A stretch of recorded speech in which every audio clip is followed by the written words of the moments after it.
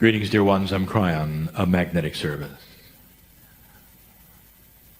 My partner steps aside in this moment, and the issue is not with him, it's with you. It's the same man, it's the same voice.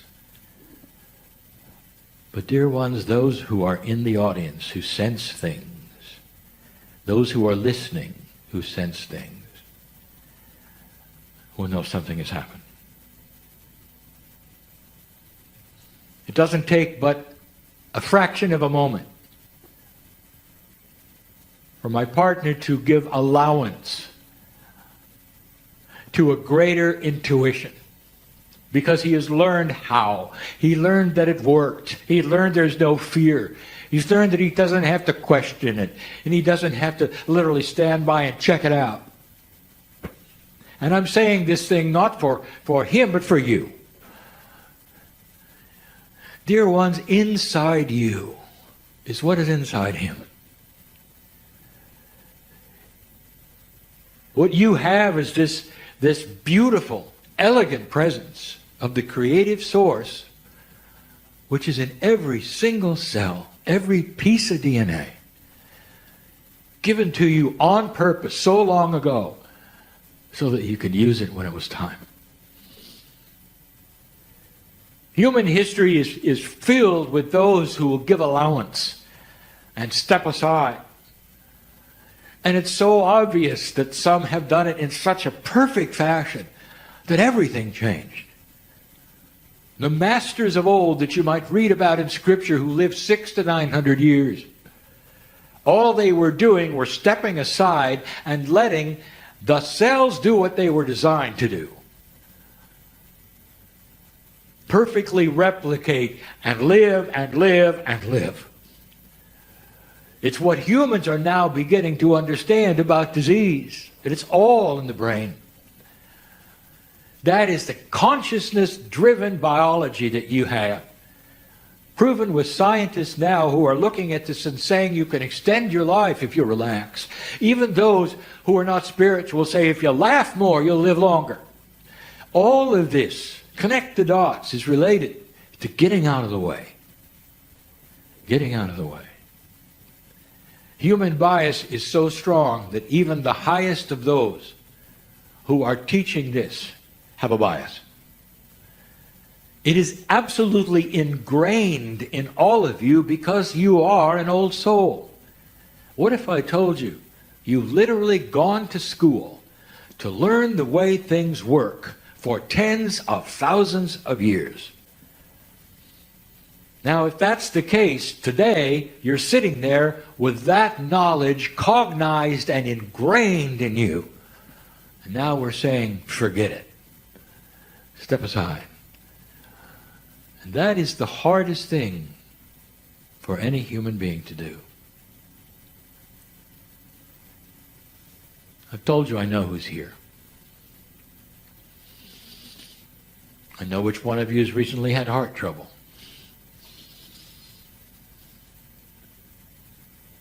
In two ways. Physically and emotionally.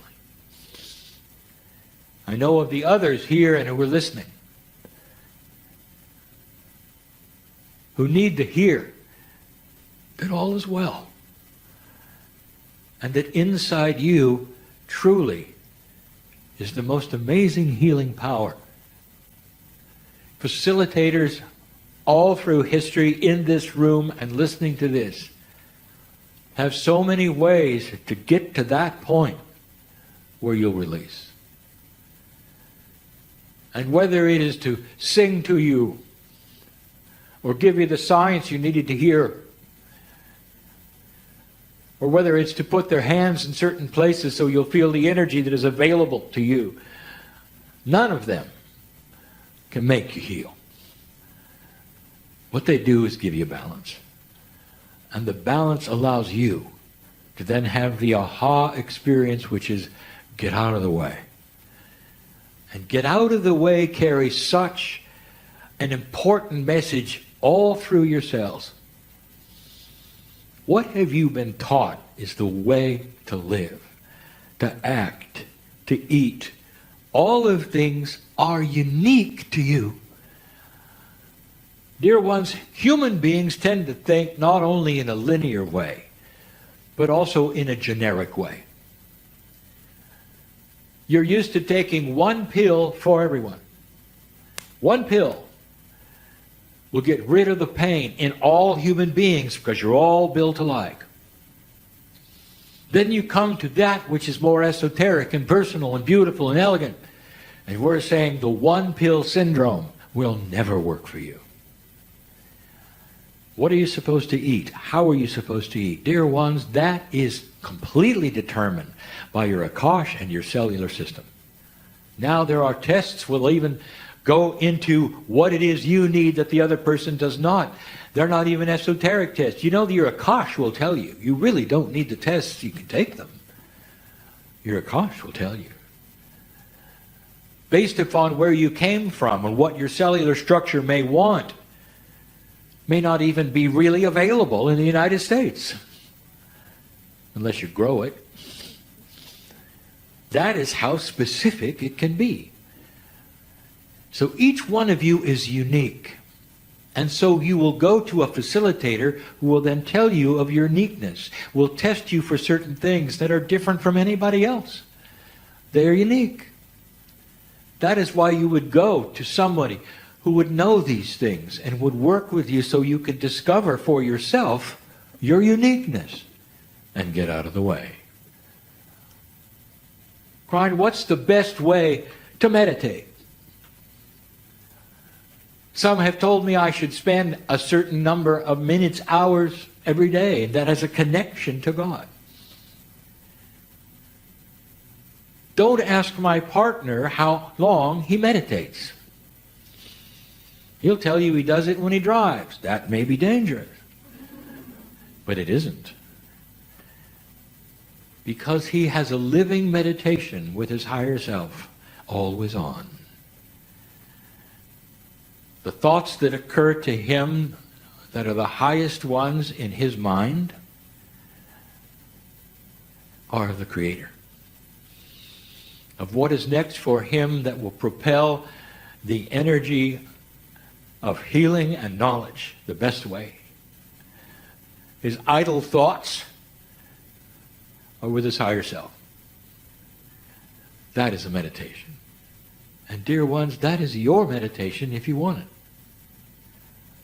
And so again we say what my partner said to open this very channeling. Don't compartmentalize your relationship to God. Don't make it at a certain time when you're going to talk and a certain time when you're not, or a certain time when you're going to pay attention and get quiet. Those all are things that may work for you. You can continue them. But understand that really, if you're going to change a life of pain, suffering, disease,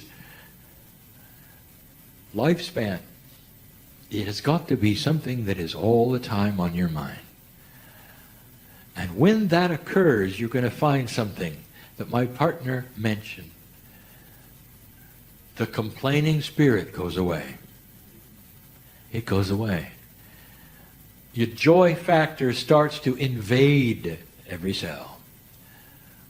Now you know my partner tells way too many jokes.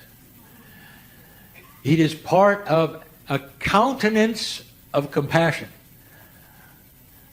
You don't become perfect. You just become compassionate. And you do your best to see God in everything and in everyone. And this changes not only the outlook of you and your life, but your very cells absorb it. This is the message of Kryon and always has been. That the earth is shifting and you're shifting with it. And you don't have to survive this. You can be this. The earth is not separate from you. Consciousness of the change is not separate from you. Get on the train. Don't stand in front of it. Because it's going to leave without you. Then you're going to have a hard time catching it. And what this metaphor really means is that an old soul like you is feeling this already.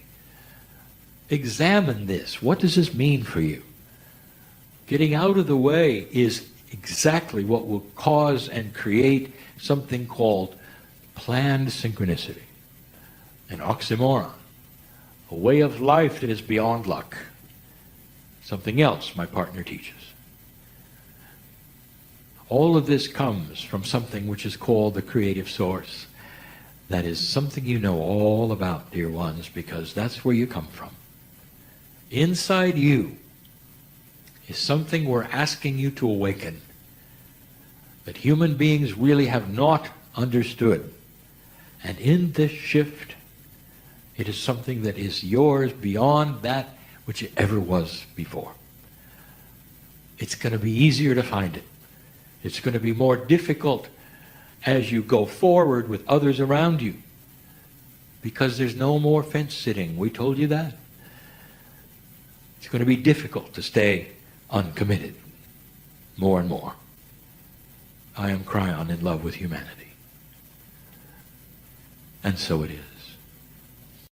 Greetings, dear ones. I am Kryon of Magnetic Service. How old souls on this planet deal with everyday life. Dealing with that which is in 3D, 4D. This is about wisdom. How do you, as an old soul, with an awakening of an energy that knows things, that knows a wisdom perhaps which is higher than you had even a few years ago, an awareness of how things work. How do you then deal with a planet that is almost exactly as it was 100 years ago? The planet is starting to awaken. That is to say, things like integrity, the things that are in fairness, all of these kinds of transparency instead of deceit, all of these things are starting to shift. But the old soul has a grander shift going on.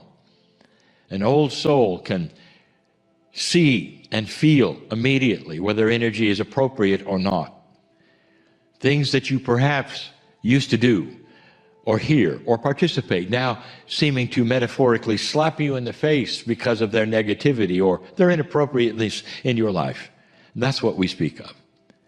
Awakening is that which you are more sensitive, perhaps even, to the interactions around you of human beings or situations. And here you are awakening to a grander truth, understanding the divinity, seeing the light. Here you are becoming a more peaceful person.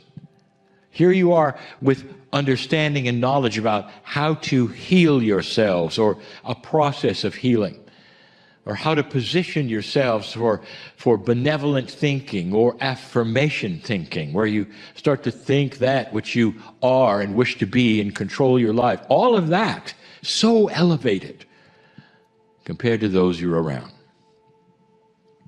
When you've got to go home and face the family, and you go to work and you have colleagues and all that is, that sometimes it's not doable. And then we told you, don't do it. Because sequestering yourself with your wisdom and your life, sequestering yourself from the others, doesn't help one person on the planet. So again, we revisit the primary goal of a light worker. Why are you here? Among other things, it's to reflect the majesty of the creative source. Reflecting the face of God. That's one of the main reasons you are here. I have just answered a question. It is yet to be presented on the show. Question is, why are we here? And everyone wants a linear answer. Well, you're here to build healing centers, or you're here to do this or do that. Instead of a thing, what about a concept? You're here to shine light through everyday living, of how you deal with what everyone around you must also deal with. How do you do it in a way that's different There are really two aspects to this. How do you do it so that you can have peace yourself, so you're not pretending?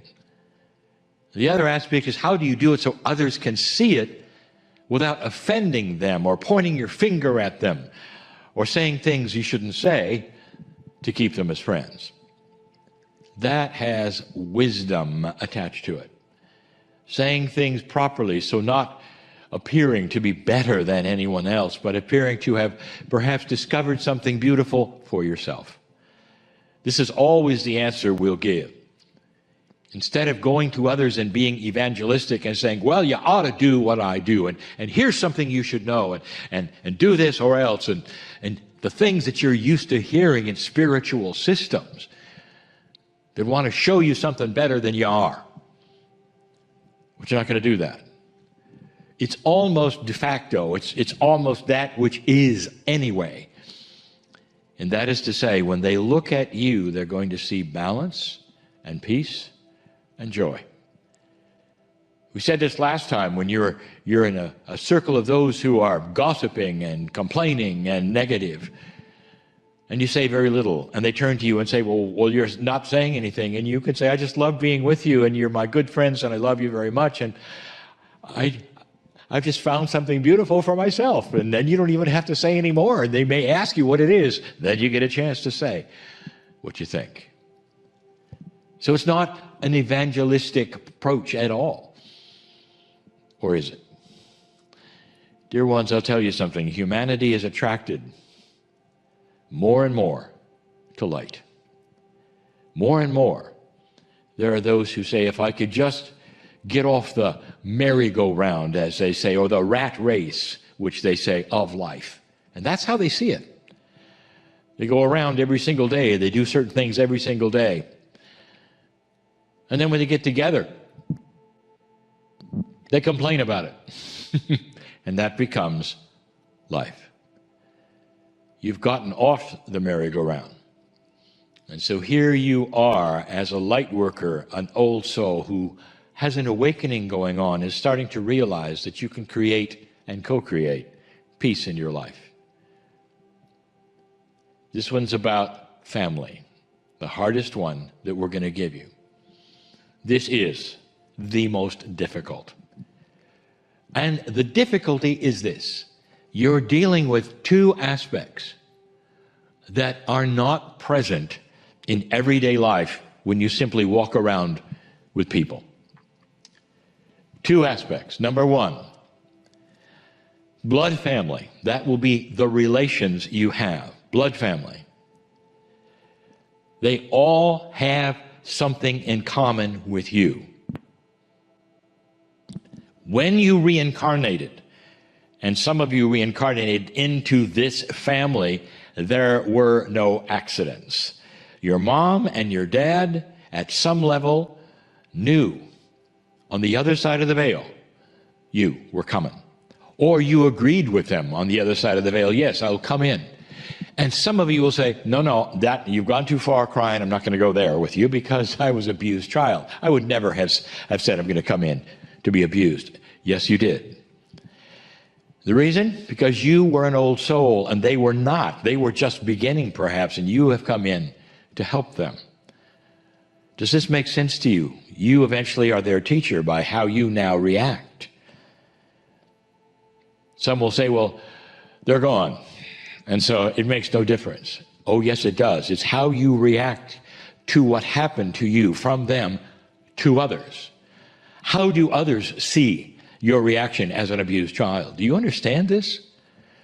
What wisdom can you then push forward so others can say, wow, I have never heard anyone say those kinds of things who went through that.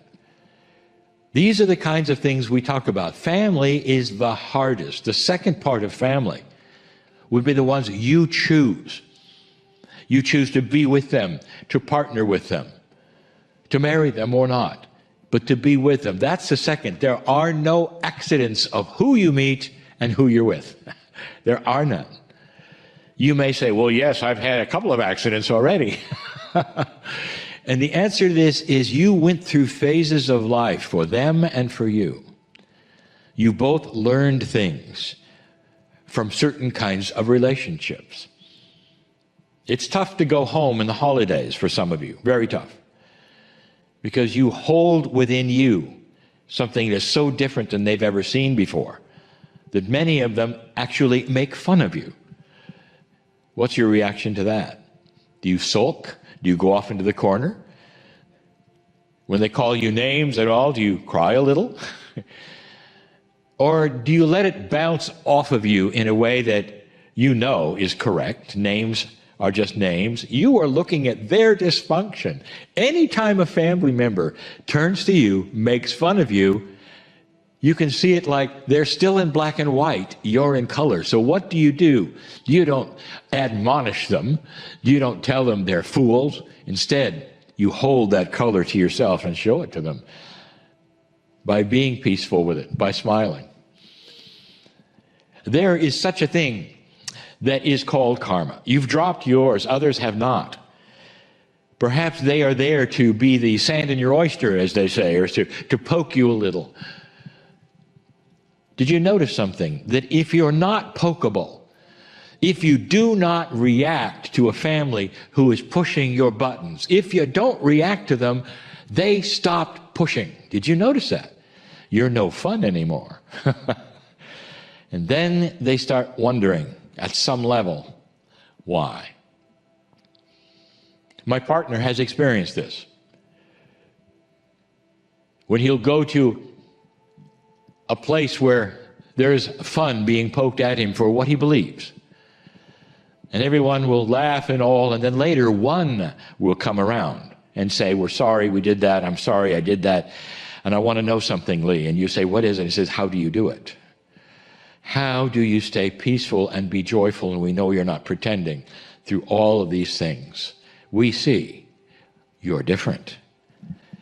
Bingo. Have you seen what you've done? Light shows itself. When you have relationships that are souring or have gone bad, there's a temptation to say, I failed. To some of you, you'll say, I failed again. Some of you have blamed yourself over and over and said, well, I really can't hold on to a relationship because there's something wrong with me. Introspection is excellent, but I'm going to tell you, old soul, more than not, what has happened is you have levels of awakening. And what was fine in 1 year becomes less fine in another. It's almost like you're climbing a ladder of awareness, and perhaps your partner is not. And there comes a time when when things which were acceptable before are not. So rather than having failed, dear ones, you've simply grown a little. How do you treat the one that you've left? That is the secret. No matter what they say, how do you treat them? Do you treat them friendly, with respect, no matter what? If they call you names for what they think you've done to them, by leaving them, for instance, or vice versa, can you hold on to the benevolence of what might have happened in a way that is wiser than anything they've seen before? Those around you will see this, and at some level, they will see this. This is you reflecting the face of God with family while you're on the earth. I just gave you a very profound message. I'd love to have you listen again to it, because it answers some of the questions that are so difficult. What do I do? Finally, I'll say this. If you're in a relationship, dear ones, and this is the question so many have asked, and it's untenable, what do you do? And the answer is, indeed, there'll come a time when you may have to leave. And that is controversial, because there are those who say, when you have a relationship and you've made the promises and all, you must stick it out. And the answer is, if you stick it out, in some cases, you make both miserable. There, I've said it. That's an answer to another question, which has not yet been put in the portal. Dear ones, you're here to reflect the face of God. You're here to hold the wisdom of the Creator. And so it is.